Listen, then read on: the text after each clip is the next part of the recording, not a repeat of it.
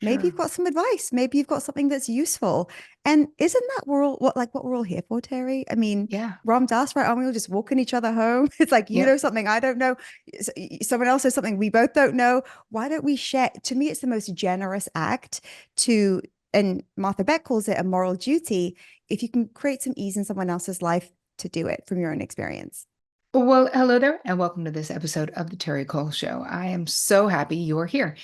I had the most exciting and interesting interview with one of my friends. Her name is Susie Moore, and we talk quite a bit about getting more eyes on your work. Susie is a world-renowned life coach, author, and host of the top-rated Apple podcast, Let It Be Easy. I have a funny story about that name. She is a sought-after expert for media outlets. She's been on the Today Show, Good Morning America, Dr. Oz, Business Insider, Forbes, Oprah, Wall Street, all the things, Cosmo, Marie Claire. She's also the resident life coach at Greatest, which I actually love that website, the world's leading health and website for millennials, and the author of Let It Be Easy and Stop Checking Your Likes. Anyway, we talk a bunch about the importance of telling our stories, no matter what you're doing for a living, that it could be helpful and healing for you to share your story, anything that you've been through. And I'm so lit up about this with Susie. She came in and she was a guest for my mastermind when I was in Miami, and it was so wonderful. And I have no doubt, like me personally, I've been featured on Oprah Daily, Shondaland, Women's Day, Push, Forbes, Yahoo, New York Times, People, and a whole bunch more. And I can tell you that getting media is the most effective and yet underutilized strategy for getting more eyeballs on your work. And a lot of times it also really helps the healing process, knowing that you sharing your story is helping others. And the media needs and loves stories, advice, knowledge, and expertise. And there's a really strategic way about doing this. So we talk about it in this episode of the Terry Cole Show. And we're also doing a workshop together, me and Susie Moore, free workshop on July 24th from 12 to 1:30 ET. And all you need to do to sign up for that is go to getrockstarpr.com/Terry. I hope that you enjoyed this episode of the Terry Cole Show and this interview with Susie Moore as much as I enjoyed interviewing her. Welcome to the show, Susie Moore. Terry Cole, I have to tell you, I'm not sure I've shared this with you before. Over 10 years ago, when I had my corporate career, I come from the tech world. I used to listen to you on Hay House Radio. Oh my God, I did have a show on Hay House Radio. I know, I used to listen. So I've known Yes. you for a long time. Yes, you have, my friend. Oh my God, wow, that is a long time ago. And then I've had this pod since 2015. Wow, congrats. What an accomplishment. Almost a decade. Yes, I know, my God, that is so scary. Mhm, And part of the switching it up is that I was like, I like Hay House and it was great. But then mhm, part of me is like, but it's my stuff. And if I do it there, then mm. they own it. And it was sort of a mutual thing. Where I was like, I think I should move it somewhere where I own it. That probably makes more sense. Amazing. All the things. You have all the things. Indeed. Mhm, All right, so let's talk about. I was saying when I was introducing you the upfront, all the different ways how basically how we know each other, but mhm, all the different things, and in a way that I've really learned from you about the importance of sort of putting yourself out there, but how before you and I met, before we were sort of talking about this, you were a guest in my mastermind in mhm. person, which was so much fun. I know. I feel like for a lot of people, and I was one of those people many years ago, where PR for myself Mm, was so daunting and mm, almost promoting myself felt like mm, wrong. It felt there was something about it, especially as a therapist, right? mm, Because mhm, it's always about other people, it's always about the client, it's always about something else, and that it really mhm, shouldn't be about you. So I mhm. feel like there was a lot of shifts that had to happen for me to be okay with it. But you talk about personal stories, and I feel like this is sort of a way in, and it was a way for me to understand that in sharing my personal story, I was helping other people. And that made a Mm. difference. So, why is sharing your personal story in a bigger way so powerful for folks?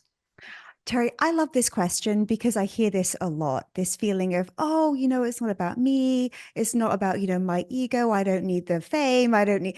And you're right. It actually isn't about us.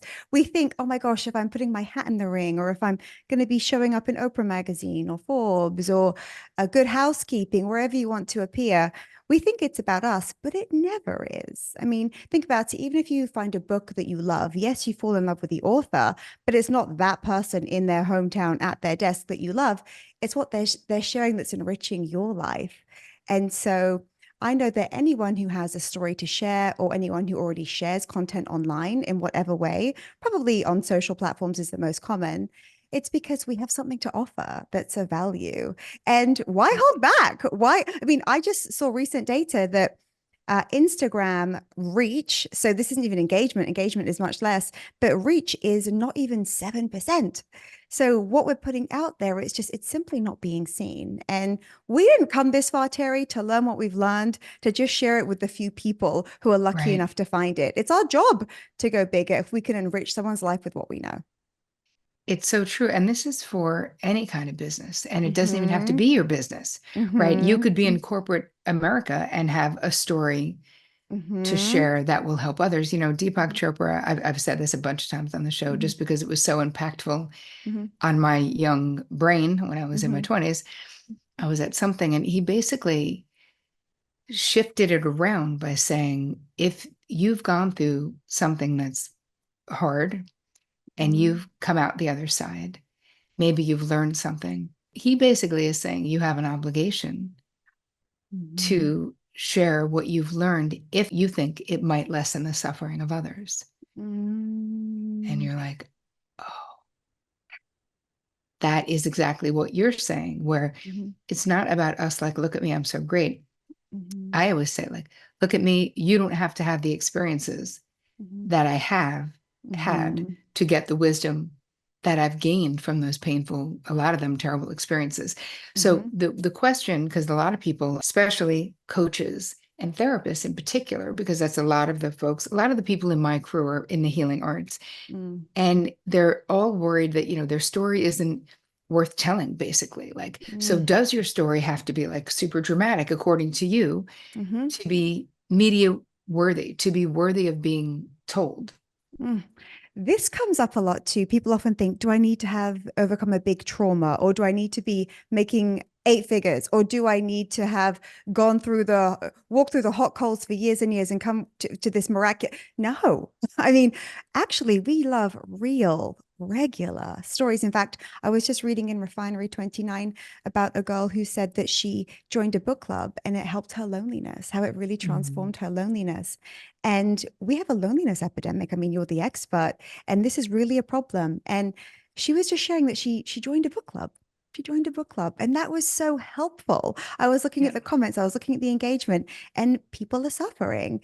And if you've even done something like that in recent months, in recent weeks, that could spark an idea or give someone else, allow them to borrow something that you figured out, big or Yeah. small, why wouldn't we? Why wouldn't we share that? I can't think of a single reason. Sometimes, Terri, I joke that the only reason you wouldn't want to go bigger with your message is if you're in witness protection, right? Or if you Right. if you need to stay hidden. But anything that you've learned, maybe it is something big, and it is a story that's taken you takes a lot of courage to share. Or maybe it's, you've got picky toddlers and you can't get them to consume healthy things, and you've learned a thing or two about that. There are plenty of parents who are Yeah. struggling with these day-to-day things that maybe you have a slight, maybe not the perfect answer, no one does, but maybe you've Sure. got some advice, maybe you've got something that's useful. And isn't that what we're all here for, Terri? I mean, Yeah. Ram Dass, right? Aren't we all just walking each other home? It's like, you know Yep. something I don't know. Someone else knows something we both don't know. Why don't we share? To me, it's the most generous act to, and Martha Beck calls it a moral duty. Mm. If you can create some ease in someone else's life, to do it from your own experience. Yeah. And it's interesting when you think about, if I think about Marie Claire, I always had this Mm-hmm. section, like, in my own words. And then there's Mm, other publications that have like my turn.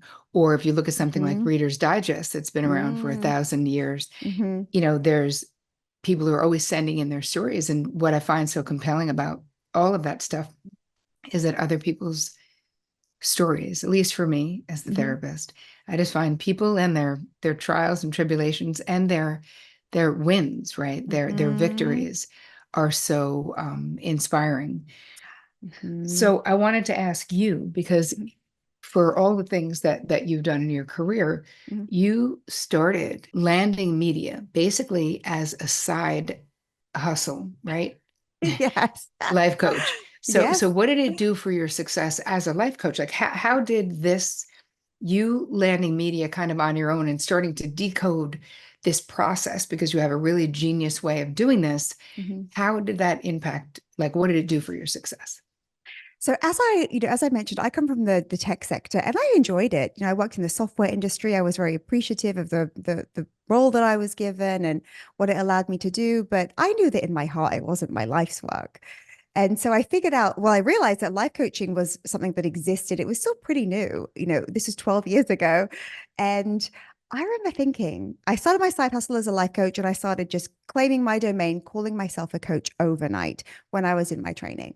And I remember thinking, how do I take this from a trickle? Right. So a few people here and there, because I would just talk about it openly with so much enthusiasm. I think, how do I go from just a handful of people to like I wanted to be someone like you, Terri. Like, how do you have people who are just coming to see you all the time and booking you, and it's your full-time focus? And I thought, there has to be a way. There has to be a way. I wouldn't be given the dream, number one, if there weren't a way. And then also, I noticed as I was, in my cubicle, as I was consuming media like many, many people do, reading content like Mind Body Green, Business Insider, Cosmo, Oprah, all the popular media outlets for my demographic. I, through the lens of a new life coach, noticed that a lot of the content was stuff that I just love to coach on. Simple stuff like productivity and confidence and spirituality, even using the right affirmations that can really work. And I remember just thinking, what if I just submitted something? What if I just totally underthink it, Hmm. submitted something? I found a submission page. And one afternoon, as I was waiting for a friend, we were meant to meet at a bar and she was a bit late. I, on my tablet, just submitted 500 words to Mind Body Green. And by this stage, I had maybe 5 clients altogether. I was brand new, a few weeks in. And I just gave some simple productivity advice. That's it. And nothing original, nothing profound, nothing deep. But I just shared the importance of saying no because I was juggling my full-time job and this new side hustle. So I shared some very simple advice. And then my very first media feature was live 2 weeks later. I had an author page. I felt like I was famous. Oh, everyone started taking me seriously. It shouldn't Mm. work that way, but it does, right? The media Yeah. does give you this cred. I don't make the rules, but that's kind of Yeah. what happened. People Yep. started going, oh, I know this, oh my God, she's a columnist. Oh, wow, she's real. She's legit. And my very first article was live 2 weeks later in Mind Body Green and was shared nearly 4,000 times. And I Wow. was like, this is it. Like, they are like you, the confetti. I found it. And Yep. Terri, I have not stopped going ever since this morning. I just submitted my most recent article. I'm waiting for feedback. So Hmm. when something works, what I know for sure is that when something works, you double down on that thing because working on the right thing is more important than working hard. And this has been my through line. It's the one thing that I've never abandoned. It's always been there. I Hmm. call media my BFF. So it grew my list to 29,000 people in 9 months. It allowed me to have a lot of authority as a new coach, brand new. Right.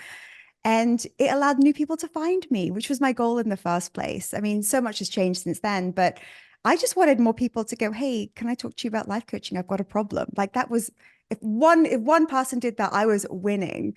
But it turns out that there are so many other blessings that come your way when you stop being more generous and showing up and giving your advice for free in bigger Yep. arenas. If you're so long as you're willing to do it, that's all that's required because we've got the stories, we've got the experience, but that willingness to try something different and to go a little bigger, I know it's scary, but it pays off in ways that I'm still learning about. I'm Yeah. still learning now.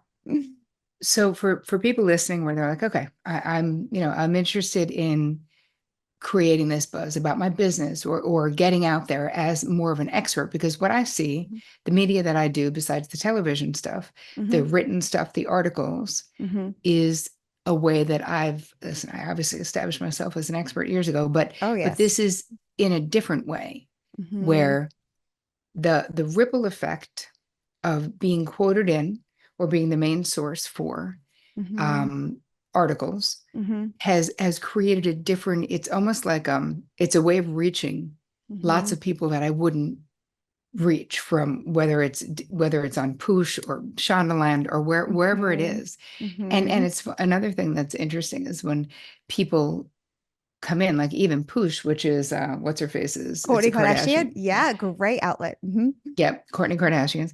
Mm-hmm. And at first I was like, I don't know. I don't watch the Kardashians, maybe.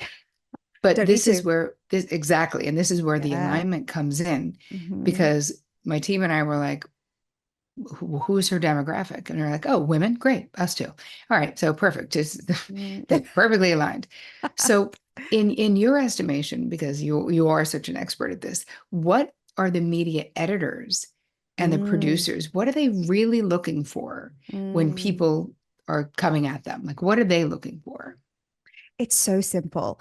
All they care about is, are you going to add value to their audience? So when someone lands Mhm. on your push article speaking about boundaries, and look, I mean, that's a great audience, a lot of Gen Zs, a lot of volume. They need what you have to say, Terry. You don't even Mhm. you don't even know the Kardashians. You don't even probably know that brand. Maybe you hadn't even heard of them. Mm-mm. But there are people who need your work, not even you. They need what it is that your work, what it is that they can learn from you Right. that you have to share. And so an editor or producer, they are only in service to their people because they think we want viewers, we want readers, we want people to keep coming back, we want people to engage with this, we want them to share it. And so all they care about is, do you have something to say that's going to be useful, helpful, informative, entertaining, on some level of interest to our people? And I tell you, sometimes we think, okay, I belong in these few outlets. There are endless outlets for every niche. I'm still learning about the different niches that exist. It's truly fascinating. But we don't need to limit our market to the most Mhm. obvious. People might think, okay, yeah, so I'm a business owner or whatever. I want to be an entrepreneur, fast company, Inc., fast company, etc. But hey, maybe you also speak to parents. Maybe you also speak about well-being and Yeah. spirituality. Maybe you also speak about health. I mean, there are so many ways that we can go with our stories and our Mhm. advice. And the editor and producer, they just need the angle to match their people. So, for example, if it is something like boundaries, which is so important, you can speak about that from a business perspective, from a Sure. mum's perspective, Yep. from a new business owner's perspective. You can Mhm. speak about it from I mean, it's unlimited from an artist's perspective. Yep. You're having influence from other artists, it's unlimited where we can go, and that's what's so exciting, because if you can present your idea in a way that shows you can add value to any audience, then Yep. editors and producers are interested because that's their only job. Yeah. When, I learned so much from what you had shared with my group, Hmm. um, about like how to actually do it, right? How to Hmm. actually Hmm. reach out and Hmm. to sort of keep it straightforward and to keep it Hmm. short and sweet. Because I feel like there can be a tendency where we Hmm. wanna we want to just tell them all the things, right? But people don't really want to know all the things. They want to know just the right things. So Hmm. what do you think about like people going for like national media or bigger A-list media? Or do Hmm. you feel like, because I really want to have this conversation about sort of earning your stripes with Yes. local or smaller media outlets Hmm. first. What is your thoughts on that? Oh, yeah. So, okay, there are a couple of ways that you can go with this. Local media is always going to probably be a bit faster because they focus geographically, the volume Mhm. smaller, the pictures they receive are fewer. So you can absolutely start there. But you don't have to. I mean, I've seen people go straight to Mhm. top tier media, straight to huge audiences, so long as they present what it is that they have to share in a way that's easy to digest and in a Mhm. way that's going to be a match. So I actually find, Terry, it's actually high achieving women who give too much context, who Yep. often pitch the wrong way. And there is a right way and a wrong way. I've just learned this, just through Yep. experience. I know what's going to work and what's not by looking at it. And often we think, let me give all the background. Let me give all the reasons why this is important. Let me go and Mhm. all we really need is an idea that is somewhat timely or somewhat relevant or evergreen, certainly, but but explaining why it's a match, why it's valuable, and a little bit about us. And by a little bit, it is often life experience. I say all the time, your life is your cred. You know, a friend of mine, he's the editor in chief of CNET. And he Mhm. says, we want stories from like the single mom who got out of debt. Yeah, of course, there's a place for CPAs and CFAs, but I want to know from the mom who lives in a small town how she got out of X amount of debt and managed to save and put some money away for retirement.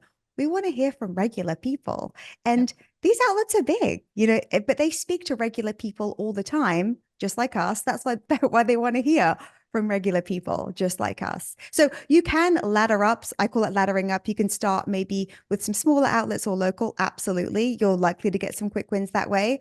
But also, if you know where you want to be and you can pitch yourself the correct way in a Mhm. compelling manner, then anything's possible. And you don't have to have all of these years of experience. You don't have to have, like you said, a really dramatic story. You don't need connections.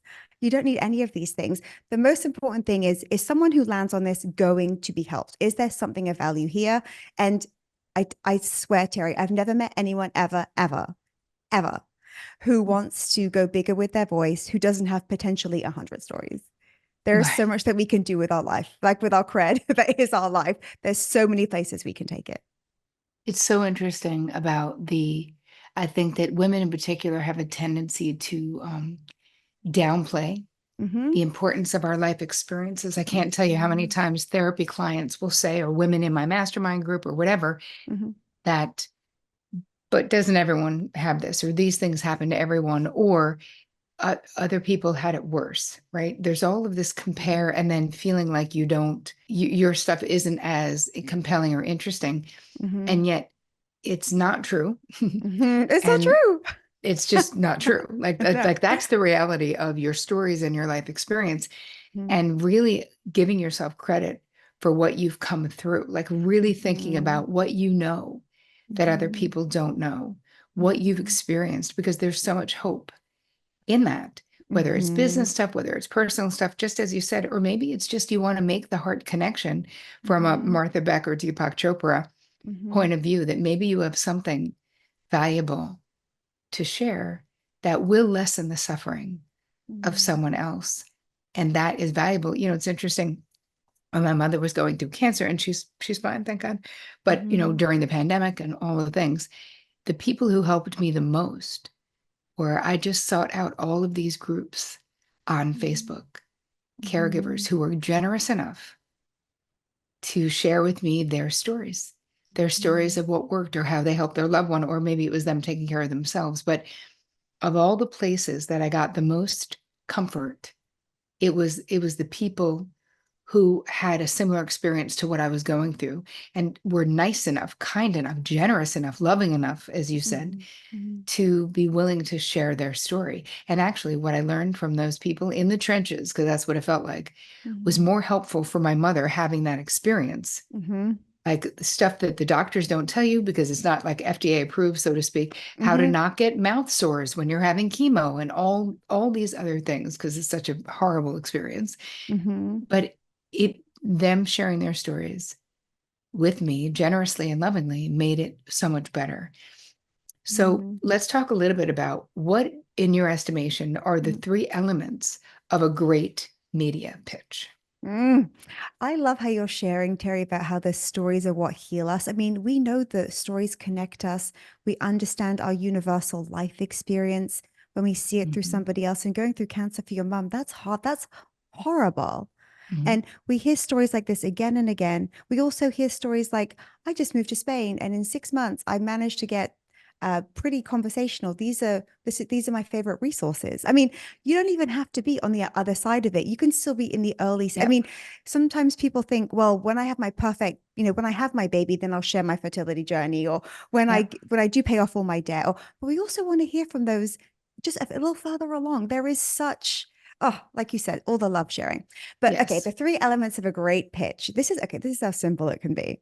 It is who cares, right? So who's going to care? Is it women's Mhm. health? Right? Is it GQ? Is it, you mentioned Reader's Digest? I mean, it is endless. Is it a musical outlet? Is it a video game? I mean, it's endless. Who cares? Yep. So what? What are you going to say? Meaning, what is it you have to share? Is it your I moved country? Is it I got a divorce? Is it I Hmm. got married for the fifth time at age 60 and I finally got it right? So who cares? So aligning with the right audience. So what are you going to say? And Hmm. then why you? Why And yeah, and the why you is I did it. I moved to Spain. I've written about being divorced in my 20s. you? That was some of my most popular content because I don't know if it's that common to be divorced at that early stage in life, Right. but the people who found it needed it, and they shared it a lot. And then there is a fourth bonus point, if Hmm. for real brownie points here, it would be why now? So, based on it could be seasonal timing, it could be a Yep. holiday, it could be something happening in the news, it could be, a political cycle. I mean, it's it's endless what we can peg things to. And Th- I mean, the article that I just submitted this morning, it was about hitting the 10-year mark in business, which is apparently something only 4% of people do. And I just mm, found some data around that, the Bureau of Statistics about business success. And so I just did it around my own 10-year timing. But you could do that mhm. with 5-year timing, 1-year timing, 7-year timing. It Yeah. doesn't matter. Yep. But why now is also that can also give you a boost to put you at the front of the queue.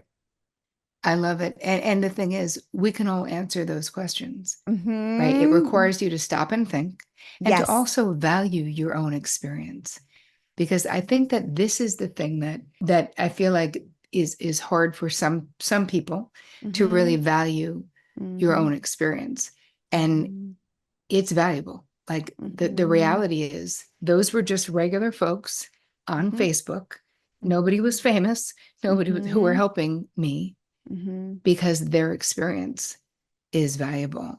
And I think that the way that what I love about the way that you teach it and the way that you invite it with becoming more visible, because that's really what we're talking about, becoming more visible, but doing it from a heart-centered way, Hmm. is that I feel like for a lot of us, we've got to change our mind about what it means.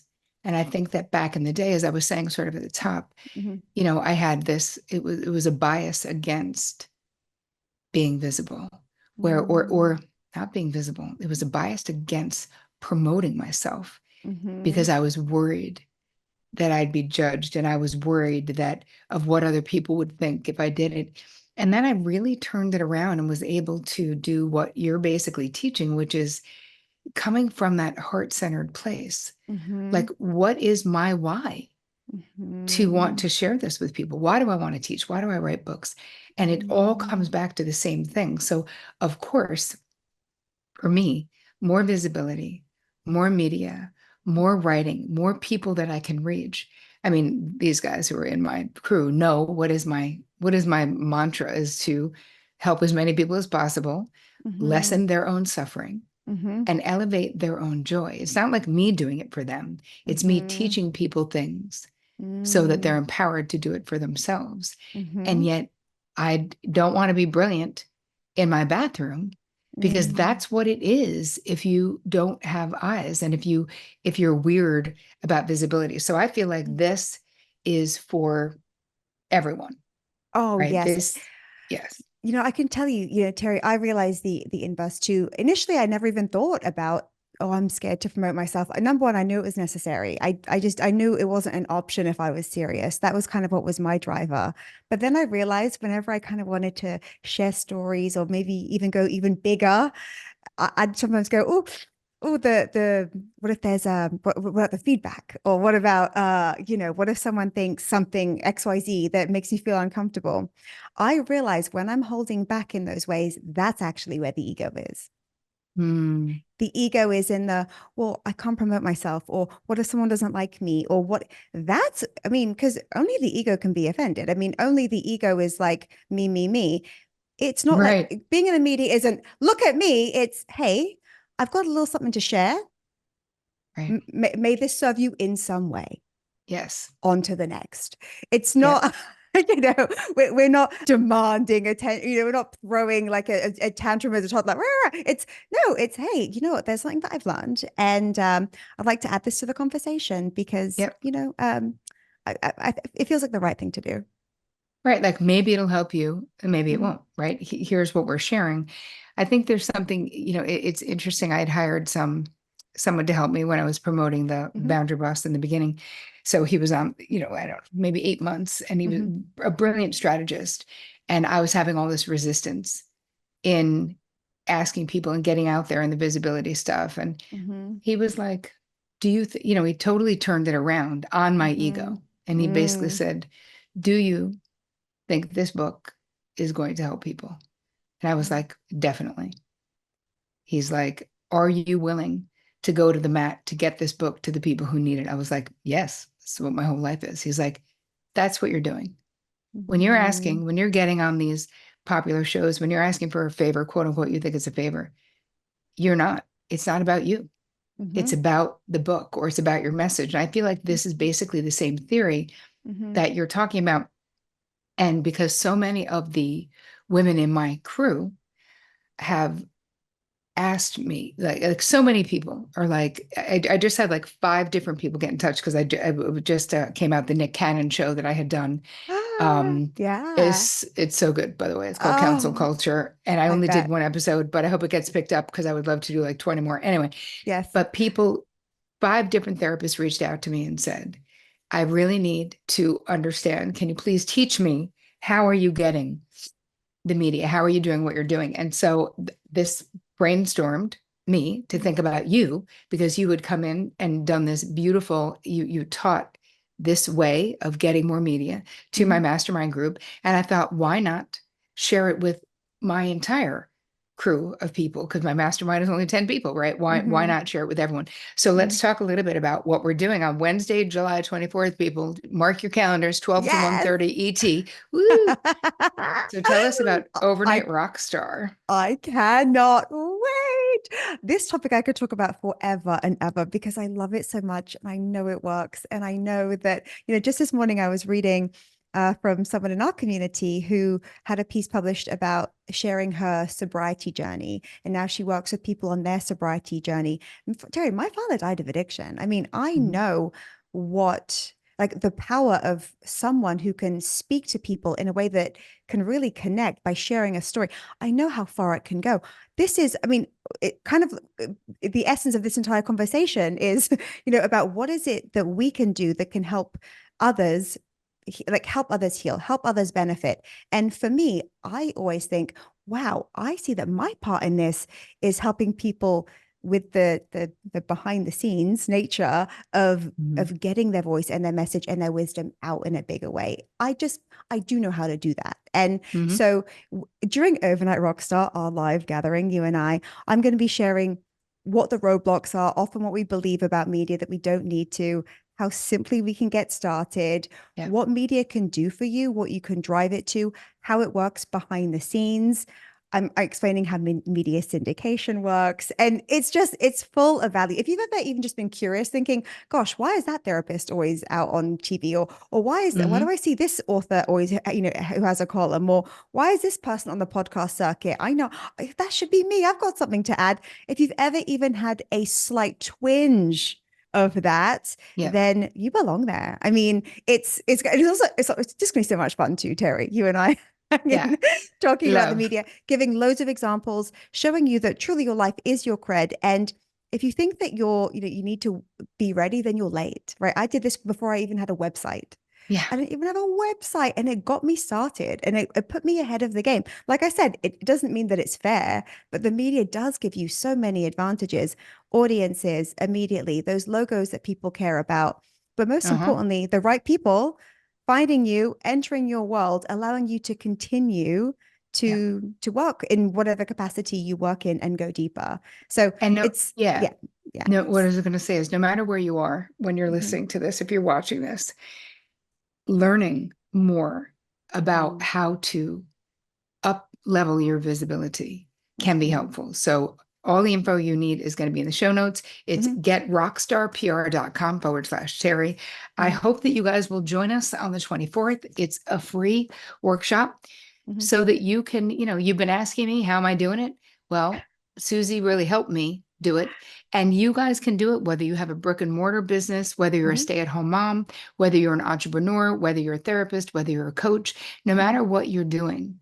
If you feel like you have something to say, and I have no doubt that you do, this Mhm. is perfect for you. So join us, and it's going to be super fun. Like, we had a Yeah. great time when we got together in Miami, didn't we? Oh my God. I'll do it again tomorrow. Anytime, Terry, for you. I All can't right, wait. I want to ask you one more question before I let you go. And I'd Mhm, love to ask people mhm. personally, what has been your most challenging boundary struggle and how did you overcome it if you have? Oh, Terry. Bound. The most recent one has been limiting overall access of myself that I give to others in order for me to have creative time. Mm, So, I mean, I love people and I know social events are fun and there can be a lot of FOMO, etc. But I know that I'm also in a season of creating and it's not exciting for other people, right? So the boundary has to come from somewhere. hmm. And it's from me just saying no and spending a lot more time alone at the moment. I love it. All right, so where can people find you? Well, I would say the best place is to head to our workshop because I'm going to be sharing so much there. That's true. GetRockstarPR.com/Terry. But otherwise, Susie Moore. Look me up. I'm in the media. You'll see me everywhere. Yeah, you are. All right, thank you, thank you, thank you. We'll see you guys on July 24th. Woo! Join us. Thank you, Terry. You're welcome.